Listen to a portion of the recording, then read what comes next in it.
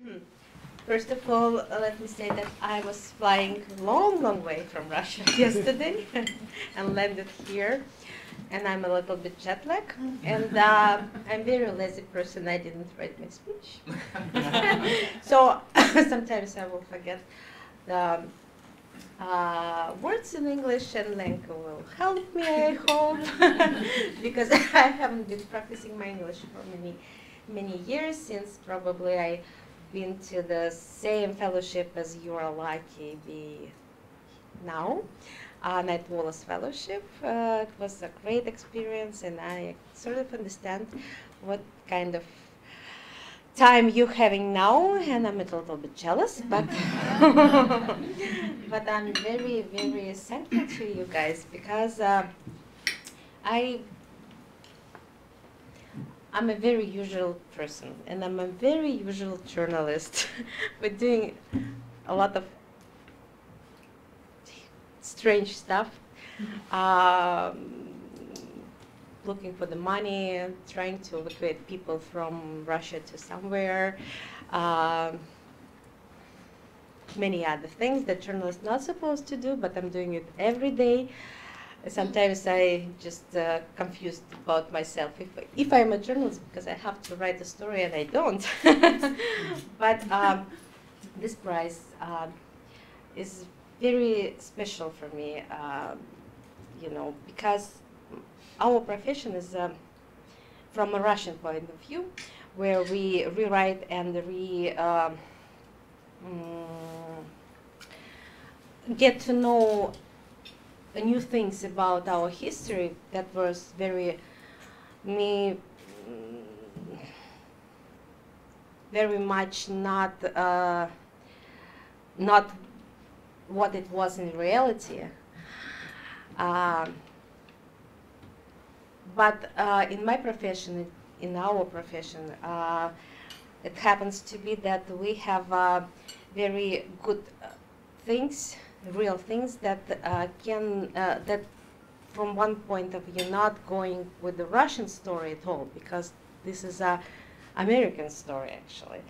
But from the other point of view is that it happens to be my generation, my friends in Russia, we happen to know those names, and we happen to be proud when everybody or anybody compare us to those people. And of course, it's a huge honor for me to be on on that desk with those people, which we in Russia, my generation, journalists of my age, admire, proud, and they are our teachers in some way.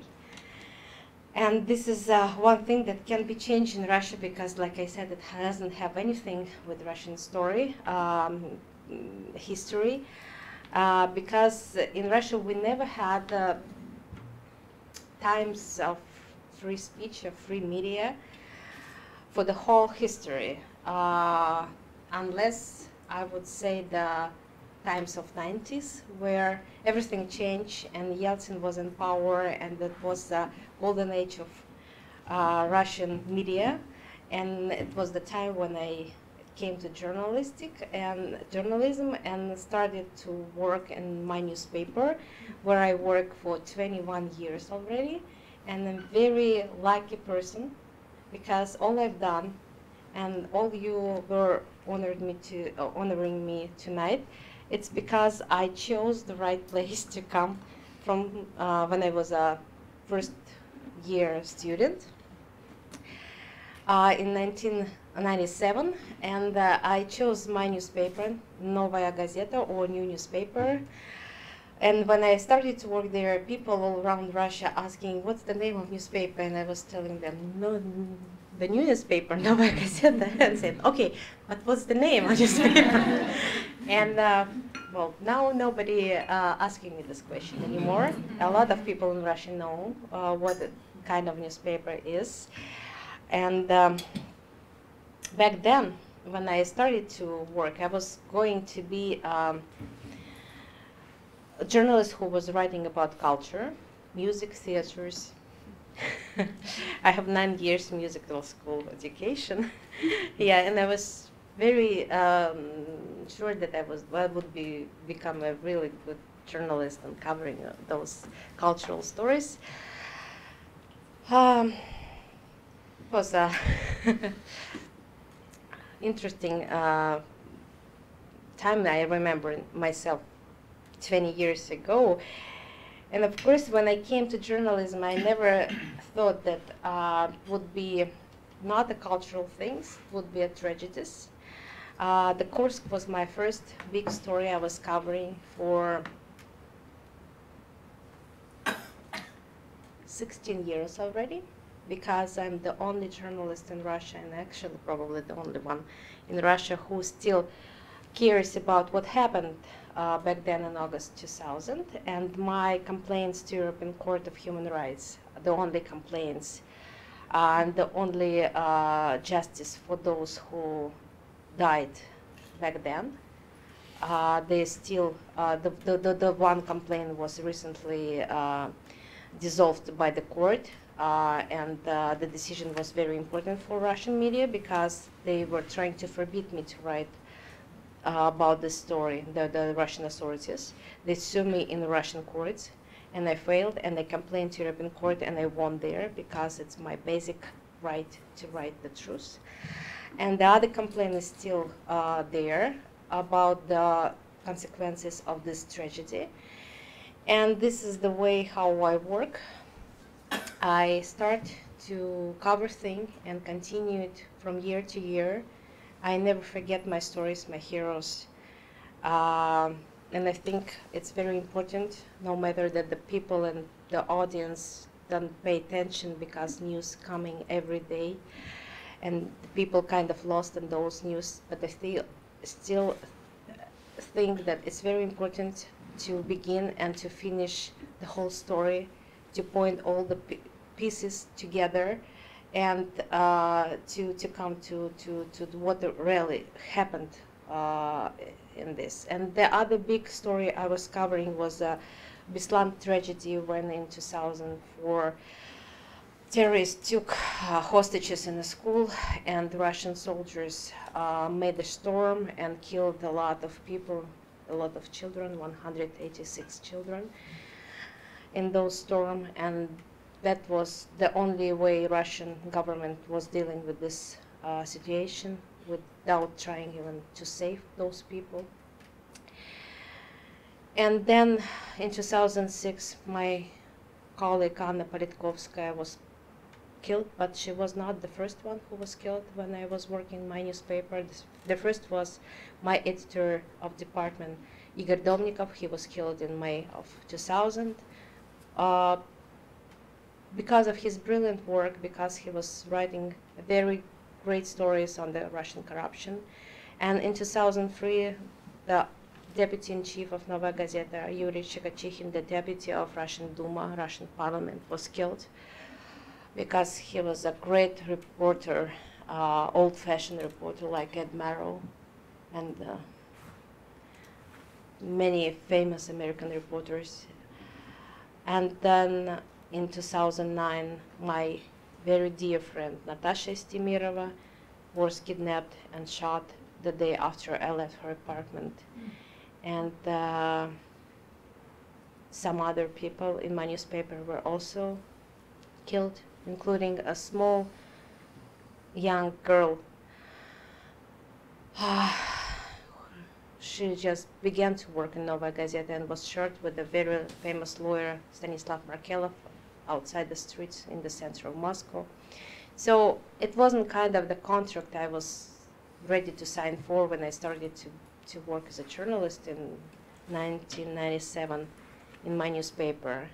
And the main thing that I understood when I was losing my friends this way, that the government, Russian authorities, won't do anything to punish and find those who killed my friends and my colleagues. And the only thing that I can do to stop those things is to continue the work that the people who prefer to decide their problems with killing journalists, they understand that there'll always be another journalist who will step up and continue the work.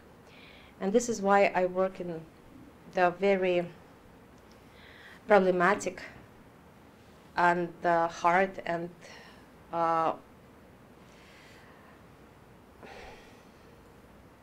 the region in Russia where, if you ever heard about Stalin's times, last century dictators like Hitler, that killed a lot of Russian people, millions of Russian people, and that put a lot of fear on the country, where everybody was fearing that he would be the next, and he would be put in camps or shut down because he's an enemy of the nation. Those things were created in a small region of Russia after the 2 Chechen wars that we had. And this region called Chechnya. And I always tell Russian people, which are still dreaming about Stalin's times, about Soviet Union times, about how their young years and the strong country, I always tell them, if you want to get an example how people lived back there, go and live in Chechnya now, and you will understand how scary the life can be. It is so scary that even in Russia, in other parts of Russia, people can't even imagine how it is for people in Chechnya to live there. And I was asked a question when we were sitting at a table, what changed, what have been changed for 10 years or more that I started to work in Chechnya when Anna Politkovskaya was killed, and now. And you know, when my colleague Anna Politkovskaya, she's the most famous Russian journalist ever for the foreign world. When she came to Chechnya, although it was a war, a real war, when there was air bombing, like in Syria now, the capital of Grozny, capital of Chechnya, Grozny, was like completely Syrian cities now, or we say it's Stalingrad, my very famous city that was destroyed during the World War II in Russia, completely. And Grozny was like that. And although it was a war, Anna Politkovskaya came to the region, and people were staying in lines, trying to talk to her, to tell their stories, and she was the voice for them, and they were ready to talk to her. And 10 years later, when I come to the region, I go on the streets and I see my friend, and I come nearby without even notice him or making a sign that I notice him and he is my friend. Because people don't dare to talk to me, they don't dare to talk to journalists, because they know they will be punished next day. And this is the difference that is going on in Chechnya, where we have a person who is a maniac, who is talking publicly in his speeches that his main mission to clean the Chechen blood from the gays, from the human rights defenders, from the journalists, from the people who use drugs. His main mission to clear Chechen blood. And he says this publicly, and the Russian authorities doesn't do anything about this because this is a clear madness. And that's why how this guy came to the very huge crime when they started to kill people just because they have different sexual orientation that doesn't go along with the myth about Chechen guys, Chechen men, how they're supposed to be. And when I was writing this story, it began from one story of one guy. He was a TV person, showman, that he was killed. And when I was trying to check the information on his death, I got to know that the only reason why he was killed, he's a gay. And when I was checking this information, I got to know he was not the only one, and the victims of this campaign, many others.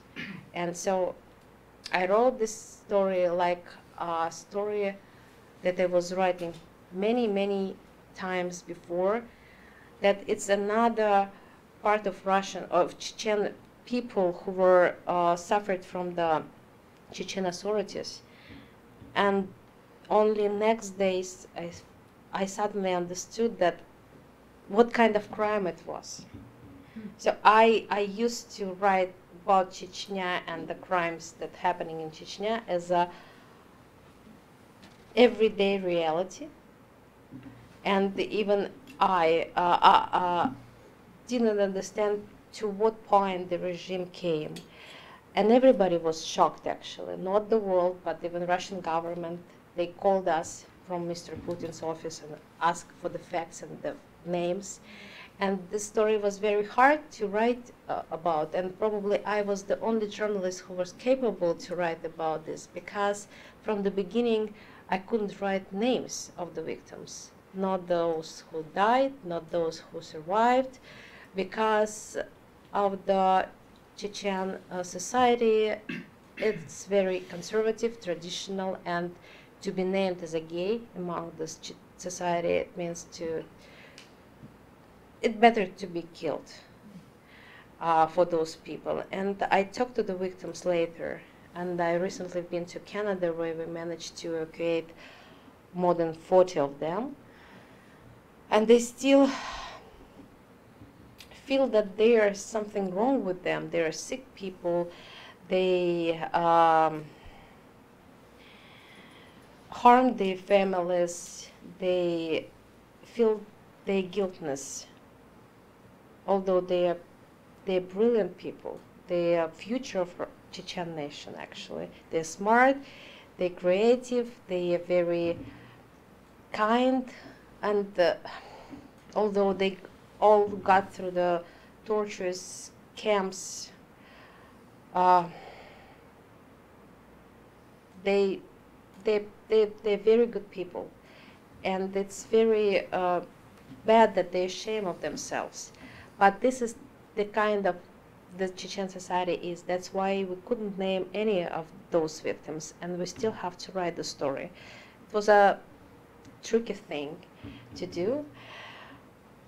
I was confirming the information among tons of my sources. It took me a very long time to decide that we're ready to publish it, but we published it, and we managed to save a lot of people. And that's the only thing we managed to do. Russian government still didn't want to open criminal case against those who were perpetrators of those people. The Chechen authorities still unpunished, and the story is continuing. And no matter that, a lot of people ask me, why are you doing it? It's dangerous. Yes, it is dangerous for me also, not just for the people I'm writing about who lives in Chechnya. But I still think that if not me, who will continue this? And sometimes it's important not just achieve result, like it was many times in American history of journalism, the famous Watergate, for example. Sometimes it's much more difficult and much more important to continue without having no results, hoping that one day the system will fall down, and all that my newspaper do, I do, will work for this result at the end. So thank you so much for